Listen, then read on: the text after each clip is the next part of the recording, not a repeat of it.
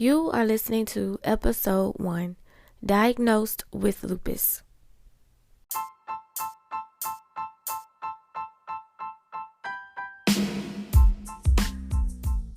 This is Lupus Speaks Podcast, talks all things beyond the medicine, and I'm your host, Shedrica Holmes.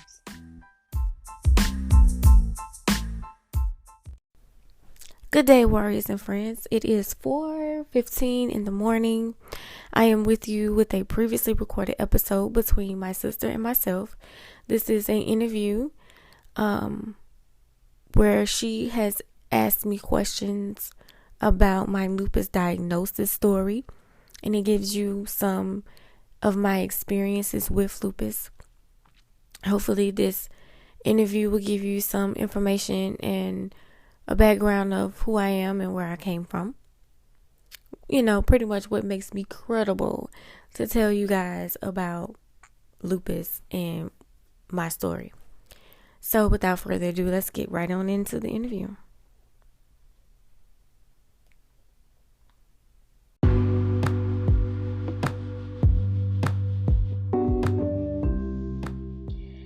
Anything that I share on this particular show is from my experiences and my experiences only.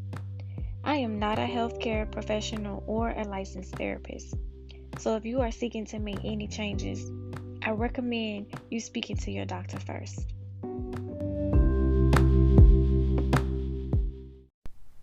Hello, my name is Shamika. I am here as your hostess for today. I'm here interviewing Shedrica about lupus and her journey towards redemption. I like that word, redemption.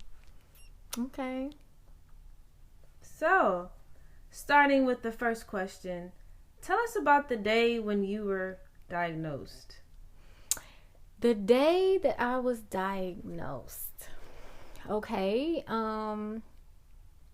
It was out of town, away from home. I was actually living in Macon, Georgia at the time. I was not alone. I actually went with my boyfriend's mother. This was back in 2008. Actually, October the 15th, 2008 was the date that I received the diagnosis. I went in just to describe a little bit about my symptoms, which were, hair loss, weight loss, loss of appetite, sensitivity to light, sound. My skin was like really itchy, had a little bit of abrasions on there, but not too bad. But it was just this irritable. I was always tired. Oh my God, I was always tired. And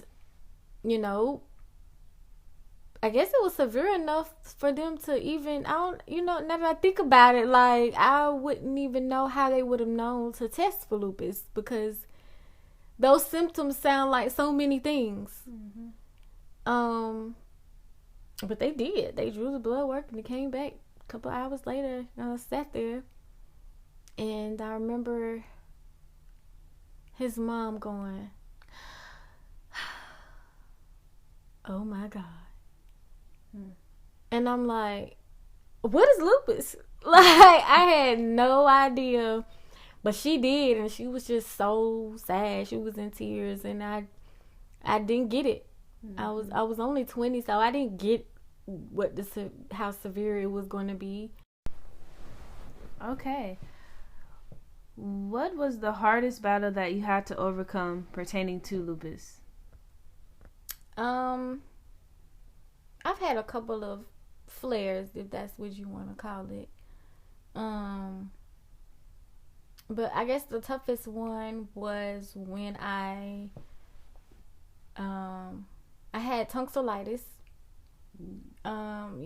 It feels like you're swallowing glass, so I wouldn't eat. And I went from 125 pounds to 80 pounds. And I was wheelchair bound, so I lost my ability to walk, like, period. I couldn't walk. Mm-hmm. I couldn't speak. I I literally couldn't say nothing. I don't know if you remember. Yeah, I do. Vaguely. Trying to talk to you, and then I literally couldn't say anything. I think, just being conformed to a child again, I think was my toughest battle. Having my mom or mommy to take care of me, just like feeding me baby food and being in diapers as a grown adult 20-year-old woman, like, sounds devastating. It was, because everybody at 21 is living their life in college and they're, figuring things out about themselves, and I'm angry, mad at God, trying to figure out what I do to deserve this terrible thing that's happening to me. I didn't want to be here no more, that's for sure. I was in so much pain. So, yeah, it was a lot going on, and that was tough, because I think everything I thought was just suicidal thoughts. I mean, I just want the pain to stop. And then it got to the point where I was having seizures, too. So, not only can I not control my abilities, I couldn't even control my body. Mm-hmm. Like, it was just seized out. Right. So I was in and out of the hospital a lot. So that was the hardest thing. That was tough. That was tough. I could share about the last flare, which was more so in the skin. Both of them were really, really tough, but I feel like the first one was more severe. Because it's like that first initial, okay, wow, I have lupus and it's very bad. Yeah, like it was like, okay, well, that's when I took it seriously. That's when I knew. That's when you was like, oh, this is lupus. Okay, this is lupus. Right. This real. This ain't no joke. Like, what? This ain't just, okay, my head hurt and I don't feel good. My joints hurt. This is like disabling. Right. Absolutely. I can only imagine. Yeah. So when you have those disabling moments or just hard days, what are some other, like, do you have, like, doubts, like, about your abilities during those kind of moments? I used to have doubts, because, you're afraid to do anything to put you back in that place. So you're afraid to ride on the roller coaster because you don't want to have a seizure. Or you're afraid to fall because I don't want to break my hip because of the healing process. I'm afraid of... I'm not saying I'm afraid of these things now, because I just feel like if it happened, then it happened. But I'm going to live. Mm-hmm. I'm not going to continue to be afraid of everything and put myself in this box. Like, even in the sun. Oh, I can't be out in the sun or I'm going to burn up. Yeah, you will burn up if you don't put nothing on your skin. Mm-hmm. But you can go outside. You could have some sun exposure if you don't go in the peak of the day. You know what I'm saying? But you got to educate yourself in order to know that you actually have to experience that. That last flare that I was talking about with the skin, that came from experience, because I had been in remission for like 3 years. I had a whole child and everything, and went into that Aquatica in Florida. Mm-hmm. I was in the sun too long, girl. Came back with hives. Yeah. And so that lasted 6 months. So from it was a long time. I feel like June. When did we go? June 2016, all the way to like. Was it 2 weeks? No, girl, it was like 6 months. I don't that where I broke out in hives, because it was this thing where I was taking medicine to keep the hives down, but it would still come up every single day. Right. Yeah, and I was taking everything: prednisone, Benadryl, Zyrtec, Allegra, dermatologist, rheumatologist. Yeah, I do remember that. It was crazy. Yeah. So, like, when you have, like, limited, like, situations, how do you, like, overcome that? Like, with a positive mindset, or? Well, it's hard to say how I overcome them because every situation has been different. I think the first situation where I was literally disabled, I feel like it was other people believing in me and wanting me to be here, that made me fight a little bit harder. Prayers, so it changed the way I thought about being here, having a little bit more hope. So that removes the limits a little bit because, I'm like, you know what? I could do this. This sucks, but I could do this. So I think that's some of the ways that I kind of go through the process of looking inward and figuring out why. Yeah. So when you have lupus flare-ups, what do you recommend in order to subdue them? I think that I recommend doing a total makeover. And I'm not saying like makeover like put on some makeup. I mean like a mind, body, spirit do-over. Like a cleanse. Like a cleanse. Like your body to me is saying something's wrong, pay attention to me. And that doesn't mean, and that's just the outside, but it's also in the inside because, lupus is knownly calls for stress, and that's a trigger for the flares. So if you are in a stressful environment or something like that, then you will go out into a flare. So maybe you need to focus on your environment, or maybe it's the foods that you eat, or the spirit. What do you consume? How do you nourish your body? How do you nourish your spirit? How do you protect your energy? All those things I feel are ways that I recommend. Yeah. Okay. Yeah. Cool. So what is your biggest fear about being a loopy? I mean, hands down, my biggest fear is, losing my disability. Just because not everyone gets that. Nobody really gets free healthcare. Right. A check coming in the mail, anything like that. I mean, that. And it's disabling. It's a blessing and it's a curse. It is a blessing for, oh my God, it's a blessing when you literally can't work because you're going to work and make yourself sick. Like, it's a blessing. And just all the other things that come from it, you don't have to struggle to get this medication. For me, I only have to pay $1.20 for it. Right. But then it's that curse of like, you only on this set amount of income. You cannot make more. You can't move and progress in a way where you see yourself living because in the last 3 years, I have been removing these limiting beliefs about myself and lupus and shifting my mindset to be able to understand that lupus does not matter. That it's secondary and that I can have the life that I want. So that fear of losing my benefits needs to be removed in order for me to be fruitful. Right. Yeah. Okay.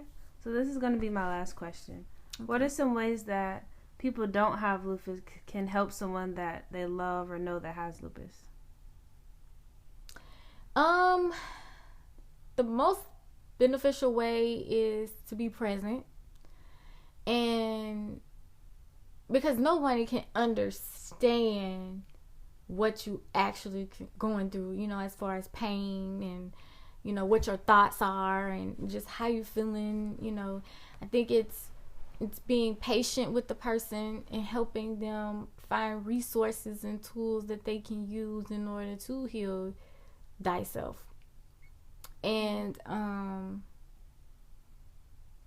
just being present, like when a person has to go. A lot of the times I've had to go to the doctor by myself. And then the person says, oh, well, what the doctor say? I really don't remember. I don't know. Like, there's so much stuff that they telling me. I tuned out at a certain point. So be present. And then I won't have to try to remember for you. Right. Things like that. I mean, it's so many more ways to go about it, but I think that more so than anything is to educate themselves, get the information,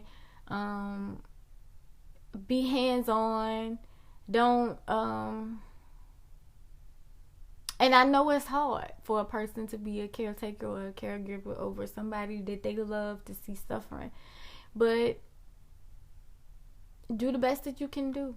Right. And whatever you don't know, find out. Cool. Okay. Ooh, I have a bonus question. What is the purpose of this podcast? The purpose of this particular podcast is just because I'm already working on 2 of them, so let me put that out there. But this one is just an overview or outlook of what I saw, what I experienced, what I've learned, mainly through the healing part of it all. In that, like what I said before, I mentioned before, lupus is secondary. That we all gonna have other things that happen to us or we go through or that we have to heal from and learn from, and lupus is just not the only thing. And I just want to be able to break down the tools that I've used, the resources that I've found, to be very, very helpful, such as exercise and yoga and planning, using a planner. That is like the main drive for finding a purpose. Right. You know, taking this particular situation, find a blessing and the lesson and the testimony in this whole thing, and go with it. And it came from using a planner, like a physical planner, writing stuff down and journaling. So yeah, that's what I want to talk about. I want to shed light on finding a positive way to look at it. I know it's very tough to find a positive outlook on something that feels horrible, but life is literally what you make it. It is, and how you perceive it is how you speak on it. You know, what you think about it, all that is going to be what it is. So that's pretty much what it's about. Just bringing on guests to, you know, share the same views that I have when it comes to these things and these resources. Or different views. Even a different view. Because, again, I don't know everything. I'm still discovering what it all means to be an advocate for lupus and what it means to be a foundation and an organization and build this community. Because in a sense, I'm set apart. I don't think that I'm the same, and that's a whole nother topic for another day. Right. That's like religious beliefs, but you know, at the same time, that's what it's all about.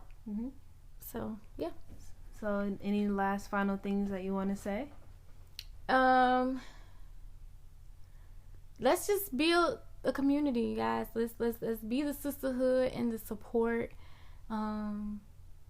Let's live out loud. You know, I think that it's totally freeing to have a support system. You know, people that believe in you, people who support you and are like you and can understand. So let's just help me build this community. That's the last thing. I just feel like it would be awesome. I have a lot of ideas that I want to put out there and I want to see happen, but I feel like this is the first step. The community, the healing. Yeah. Takes a community. Absolutely. Well, that wraps it up. Again, I am your host, Shamika, and it was lovely doing this interview with you. Oh, yes. Thank you so much, sister. Bye. Bye. Thank you for listening. If you enjoyed this episode, please share with your family and your friends. And if you haven't already, go on over to Facebook and Instagram and follow me at Lupus Speaks. For show notes and more information, please go over to www.lupusspeaks.org.